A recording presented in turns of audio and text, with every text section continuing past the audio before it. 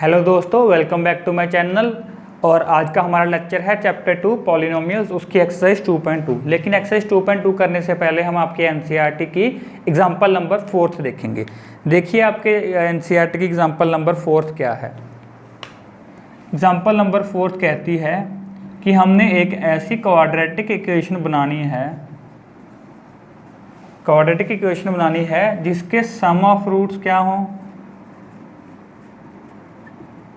-3 और प्रोडक्ट कितना हो 2। तो हमें ये गिवन है। तो देखिए हमने पिछली वीडियो में क्या सीखा था। हमने सीखा था कि अगर हम कोई भी जर्नल इक्वेशन ले उसको हम लिख सकते हैं ax² + bx + c = 0 की टाइप में। ठीक है, तो इसको हम क्या करेंगे, इसको a से मल्टीप्लाई कर देंगे, a से डिवाइड कर देंगे, a से मल्टीप्लाई a से डिवाइड। इसी इक्वेशन को ax² + bx + c = 0, इस पूरी इक्वेशन को a से मल्टीप्लाई a से डिवाइड कर दिया।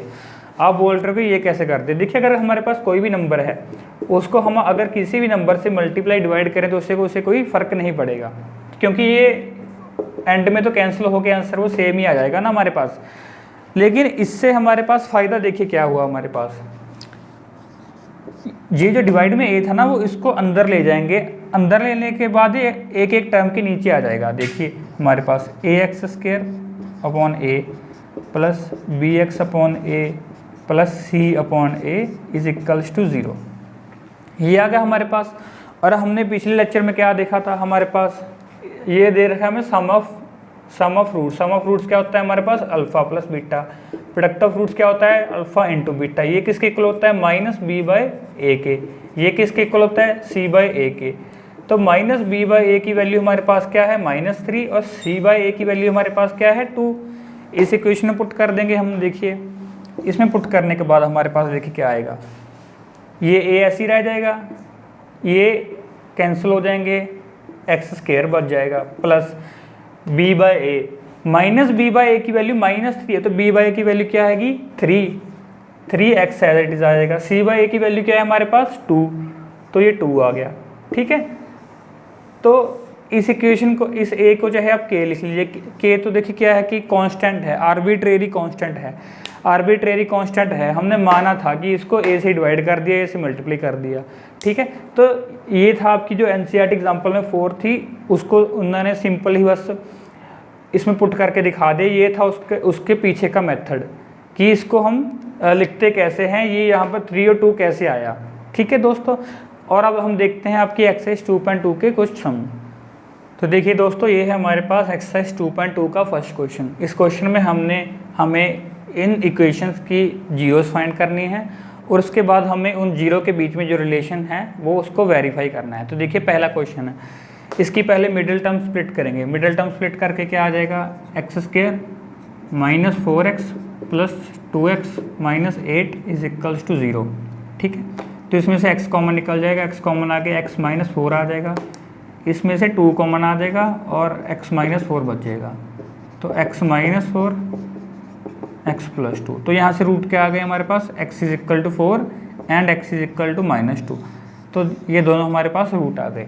ठीक है, तो हमने चेक क्या करना है कि -b/a किसके इक्वल होगा अल्फ़ा + बीटा के, और c/a किसके इक्वल होगा हमारा अल्फ़ा × बीटा के। ठीक है, तो देखिए हमारे पास -b/a की इसके इक्वल है, -b क्या है हमारे पास -2, तो b 2 आ गया। a कितना है हमारे पास 1, मतलब 2। अल्फ़ा + बीटा कितना है, अल्फ़ा कितना है 4 - 2 2, तो ये वेरीफाई हो गया। अल्फ़ा + बीटा की वैल्यू 2 आ गई और -b/a की वैल्यू 2 आ गई। c कितना है -8, c है हमारे पास -8, a कितना है 1, तो c/a की वैल्यू कितनी आ गई -8। प्रोडक्ट कितना आएगा इनका 4 × -2, ये भी 8 आ जाएगा। ठीक है, देखिए नेक्स्ट क्वेश्चन में भी मिडिल टर्म को स्प्लिट करेंगे, कितना आ जाएगा 4s² - 2s + 1। इसमें से कॉमन क्या आएगा 2s कॉमन आएगा, 2s कॉमन आ गया तो क्या बच जाएगा 2s - 1, और इसमें से 1 कॉमन आ जाएगा। इसमें से देखिए यहाँ पर 2s - 1 बच रहा है और यहाँ पर -2s + 1 है, तो यहाँ से -1 कॉमन आ जाएगा और हमारे पास बच जाएगा 2s - 1। तो 2s - 1 यहाँ पे आ जाएगा और यहाँ पर भी 2s माइनस 1 आ जाएगा। तो यहाँ पे s क्या आ गया, हाफ और हाफ, ये इसके दो रूट्स हैं। ठीक है, तो देखिए हाफ और हाफ आ गया। यहाँ पर हमने आपको केस बताया था कि अगर एक ही क्वाड्रेटिक के दो रूट आ जाएं तो उसका ग्राफ देखिए ऐसे होता है, वो सिर्फ टच करके निकल जाता है, याद है ना, हमने कराया था। तो ये वो वाला केस है। इसमें भी हम वेरीफाई करेंगे। इसमें b/a की वैल्यू कितनी है हमारे पास, माइनस b/a की, देखिए माइनस b की वैल्यू कितनी है, -4। ठीक है, b की वैल्यू -4 है तो माइनस b की क्या होगी, 4। a की कितनी है, 4, कट होगी 1 आ गया। और सम ऑफ रूट्स देखिए, अल्फ़ा प्लस बीटा किसके, हाफ प्लस हाफ, ये भी 1 आ गया। तो -b/1 है और अल्फ़ा प्लस बीटा ही 1 है। c/a कितना है, c/a हमारे पास है 1/4। ठीक है, और अल्फ़ा इंटू बीटा कितना है हमारे पास, हाफ इंटू हाफ, तो ये भी 1/4 आ गया।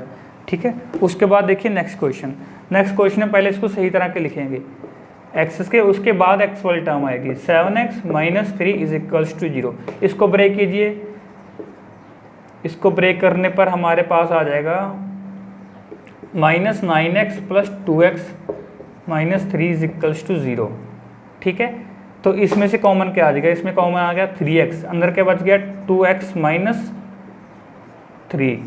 ठीक है, तो यहाँ से क्या कॉमन आएगा 1, तो अंदर क्या बच गया 2x माइनस 3। तो एक तो आ गया 2x माइनस 3 और एक क्या आ गया 3x प्लस 1। तो यहाँ से x की वैल्यू क्या आई, 3/2 और यहाँ से क्या आई -1/3। तो ये हमारे पास दो जीरोज आ गई इस इक्वेशन की। तो देखिए इसमें ये हमारे पास सही इक्वेशन लिखी हुई है। यहाँ पर ये वाली टर्म मिडल टर्म है, ये इसको मत देखिए।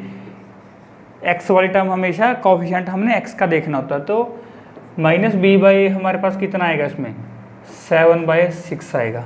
ठीक है, 7/6 किसके इक्वल है, अल्फ़ा प्लस बीटा के। अल्फ़ा की वैल्यू ये है, बीटा की वैल्यू ये, दोनों का सम कीजिए, इसका एलसीएम लीजिए, एलसीएम आ जाएगा हमारे पास 6। ठीक है, तो यहाँ पर आ जाएगा 9 - 2, तो ये आ गया 7/6 के इक्वल। तो अल्फ़ा प्लस बीटा की वैल्यू कितनी आ गई, 7/6 और -b/a की भी 7/6 थी। और उसके बाद c/a देखिए, c कितना है हमारे पास -3, a कितना है 6, तो -3/6 कितना आ गया, हाफ, 1/2। ये किसकी वैल्यू है हमारे पास, c/a की। c/a किसके इक्वल होता है, अल्फ़ा इंटू बीटा के। अल्फ़ा और बीटा की वैल्यू पुट कीजिए, 3/2 इंटू -1/3, ये कट हो गया हमारे पास, तो आंसर आ गया -हाफ। यहाँ पर भी c की वैल्यू -3 थी, यहाँ पर -हाफ आएगा। c/a की वैल्यू हमारे पास -हाफ थी और अल्फ़ा इंटू बीटा की -हाफ आ गई। तो यहाँ पे हमने इस रिलेशनशिप को वेरीफाई कर दिया। ये हमारे पास उसका अगला पार्ट। इसमें क्या है, 4u plus 8u is equals to 0। ठीक है, तो देखिए यहाँ पर वेरिएबल हमारे पास u है, इसमें t है, उसमें हमारे पास x है। तो ये हमने आपको पहले बताया था कि वेरिएबल कुछ मर्जी हो सकता है, चाहे x हो चाहे u है, सॉल्व सेम ही होगा। तो देखिए इसमें क्या होगा, 4u कॉमन आ जाएगा, 4u कॉमन आ गया, तो यहाँ पर क्या बच गया, u, यहाँ पर क्या बच गया 4, ये इक्वल टू 0 है। ठीक है, उसके बाद हम कहते हैं जब हमारे पास मिडल टर्म स्प्लिट करने के बाद दो टर्म प्रोडक्ट में आते हैं तो हम अकेली टर्म को 0 के इक्वल रखते हैं। इसमें भी ऐसे करेंगे, इस टर्म को 0 के इक्वल रखेंगे पहले, मतलब 4u इज इक्वल्स टू 0। तो यहाँ पे u की वैल्यू क्या आ गई, 0। ठीक है, दूसरा u plus 4 is equals to 0, तो यहाँ पे u की वैल्यू कितनी आ गई, -4। ठीक है, इसमें देखिए, इसमें हमारे पास c नहीं है, ax² plus bx plus c, ये कांस्टेंट वाली टर्म इसमें हमारे पास मिसिंग है। ठीक है, तो देखिए c/a इसमें क्या होगा, c/a क्या होगा 0, क्योंकि c की वैल्यू कितनी है इसमें 0। c/a किसके इक्वल होता है, अल्फ़ा इंटू बीटा के प्रोडक्ट के, इन दोनों को प्रोडक्ट कीजिए। अब -4 इंटू 0 क्या आ गया, 0, ये तो वेरीफाई हो गया। और देखिए b/a क्या होता है हमारे पास, -b/a क्या होता है हमारे पास, इसमें b की वैल्यू कितनी है 8, मतलब -8, a की वैल्यू कितनी है 4, कितना आ गया -2। देखिए यहाँ पर सॉल्व करते थोड़ी गड़बड़ हो गई, यहाँ पर 4 कॉमन निकाला तो यहाँ पर 2 बचेगा, यहाँ पे 2 आएगा, तो एक रूट हमारे पास -2 है, दूसरा 0 है, तो यहाँ पर भी देखिए अगर -2 को 0 से मल्टीप्लाई तो 0 ही आएगा, तो -by की वैल्यू -2 आ गई। और हमारे पास अल्फ़ा प्लस बीटा किसके इक्वल होता है, -b/a के, तो अल्फ़ा प्लस बीटा कितना आ गया हमारे पास, -2 + 0, तो ये -2 आ गया। और उसके बाद अगला सम, इसमें हमारे पास मिडल टर्म मिसिंग है, ये वाली इसमें नहीं है। इसमें क्या करेंगे, a² - b² की प्रॉपर्टी लगाएंगे, a² - b²। इस तरह की हमने आपको एग्जांपल भी कराई थी। इसको क्या लिख सकते हैं, a - b a + b। जो 15 होता है वो √15 का स्क्वायर होता है, तो यहाँ पर b की वैल्यू कितना आएगी, √15। इसको हम ऐसे लिख सकते हैं, t² - √15 का होल स्क्वायर = 0। प्रॉपर्टी लगाएंगे a - b, a क्या है t, b क्या है √15, तो a - b × a + b, ये हमारे पास आ गया। यहाँ पे t की वैल्यू क्या आ गई, एक हमारे पास आ गई √15 और दूसरी आ गई -√15। एक बात का ध्यान रखिए, ये जो माइनस आएगा वो रूट के बाहर आएगा, कभी भी रूट के अंदर नहीं जाएगा। रूट के अंदर जाने के बाद वो इमेजिनरी नंबर बन जाते हैं, रियल नंबर नहीं रहते। इसके लिए जो रूट होता है, रूट के हमेशा माइनस बाहर रहेगा, हमेशा, कभी भी अंदर नहीं जाएगा रूट के। इसको प्रोनाउंस करेंगे -√15, ठीक है। तो इसमें भी चेक करेंगे। अब देखिए सम ऑफ रूट्स क्या होता है हमारे पास, -b/a। इसमें तो -b वाली टर्म हमारे पास है ही नहीं, तो ये 0 हो गया। 0 कैसे हुआ, दोनों का सम कीजिए, 15 - √15 दोनों कैंसिल हो जाएंगे तो 0 आ जाएगा। देखिए 15 √15 -√15 तो 0 आ गया। उसके बाद होता है हमारे पास प्रोडक्ट क्या होता है हमारे पास, c/a।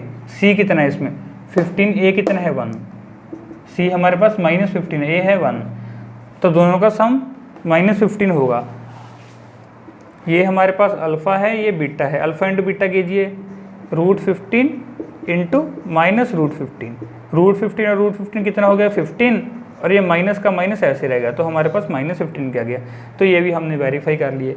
उसके बाद आ गया आपका लास्ट सम।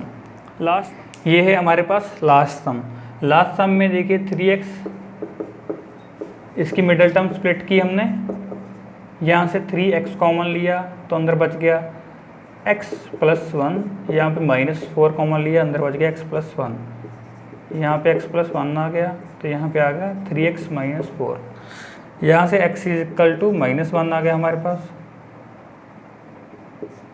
और यहाँ से आ गया x = 4/3। तो ये हमारे पास दो क्या आ गए, इसके रूट आ गए। तो देखिए यहाँ पे -b/a की वैल्यू क्या है, -b कितना है 1, a कितना है 3, किसके इक्वल होगा, इसके सम के, 4/3 - 1 तो इसका एलसीएम लेंगे, एलसीएम लेने के बाद क्या आ जाएगा 4 - 3, तो ये 1/3 के इक्वल आ गया, ठीक है। उसके बाद देखेंगे c/a, c कितना है इसमें -4, a कितना है 1, तो c हमारे पास कितना आ गया, सिंपल -4 किसके इक्वल होगा, -4/3, a की वैल्यू हमारे पास 3 है, तो प्रोडक्ट कीजिए। इसका प्रोडक्ट क्या है हमारे पास 4/3 इंटू -1, तो ये भी -4/3 के इक्वल आ गया। तो ये भी हमने वेरीफाई कर लिया, ठीक है। तो ये हमारा फर्स्ट क्वेश्चन हो गया। अब देखते हैं इसका सेकंड क्वेश्चन। तो देखिए दोस्तों, ये क्वेश्चन जो हमने एग्जांपल 4 कराई थी उससे बिल्कुल सिमिलर है, ठीक है। उसके पीछे की क्या कहानी थी, या हमने आपको उसमें एग्जांपल में बता दी थी। इसमें हम सिंपल क्या करेंगे, देखिए हमारे पास एंड में क्या बचा था, हमारे पास एंड में बचा था कि कोई k होगा, या a लिख लीजिए, उसके अंदर हमारे पास क्या होगा x² प्लस हमारे पास क्या होगा b/a into x plus c/a = 0। यही बचा था ना हमारे पास जब हमने उसको a और a से डिवाइड किया था, मल्टीप्लाई किया था। तो इसमें हमारे पास क्या है कि कोई ऐसी इक्वेशन फाइंड कीजिए जिसका सम हमारे पास, मतलब सम क्या होता है हमारे पास -b/a कितना होगा हमारे पास 1/4। प्रोडक्ट दे रखे हैं c/a किसके इक्वल है -1 के, ठीक है।